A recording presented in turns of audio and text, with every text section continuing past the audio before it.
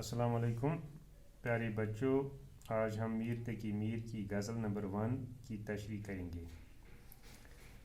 پہلا شعر ہے: ہمارے آگے جب تیرا کسوں نے نام لیا، دل ستم زدہ کو ہم نے تھام تھام لیا۔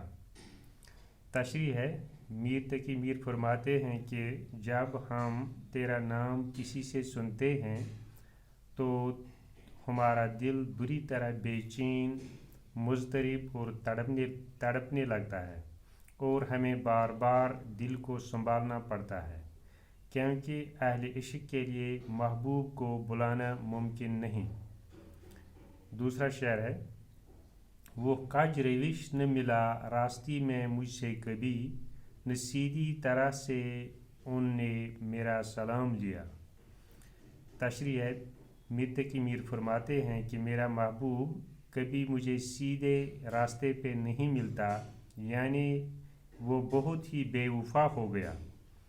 کبھی اگر اس کے ساتھ سامنا ہوتا بھی ہے تو وہ میری سلام کا بھی ٹھیک سے جواب نہیں دیتا۔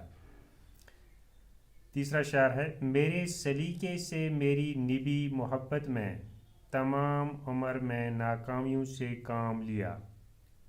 تشریح ہے: عشق میں رنج و غم، حسرت و یاس، ناکامیوں اور محرومیوں سے سابقہ رہتا ہے۔ عاشق ابتدا میں صبر و ضبط سے کام لیتا ہے، لیکن بالآخر صبر و تحمل کو کھو بیٹھتا ہے، دیوانہ ہو جاتا ہے، شائستگی جاتی رہتی ہے، ایسی حرکتیں کرنے لگتا ہے جس سے محبوب بدنام ہو جائے۔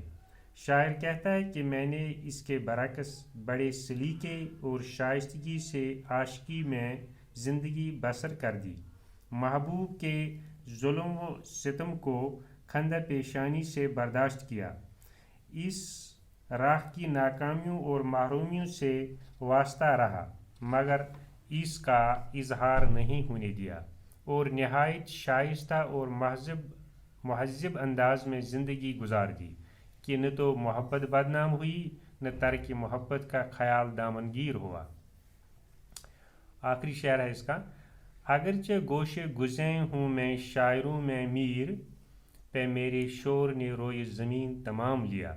تشریح ہے: میر صاحب فرماتے ہیں، کہتے ہیں کہ عام شعراء کے برعکس شہرت کا خواہاں نہیں ہوں، بلکہ گوش نشینی میں رہنے والا انسان ہوں، اپنے آپ کو نمایاں نہیں کرتا، لیکن کیا کروں کہ میرے اشعار نے مجھے ایسی شہرت دی جو دوسروں کو نصیب نہ ہوئی۔ میں نے اپنے اشعار میں رنج و الم کا اظہار اس شدت سے کیا ہے کہ ہر سننے والا متاثر ہوتا ہے اور میری طرف متوجہ بھی۔ میرے دکھی دل کی پکار روئی زمین پہ پھیل گئی، اور یہی میری شہرت کا باعث ہوئی، ورنہ میں تو گوش نشین انسان تھا۔ باقی خدا حافظ۔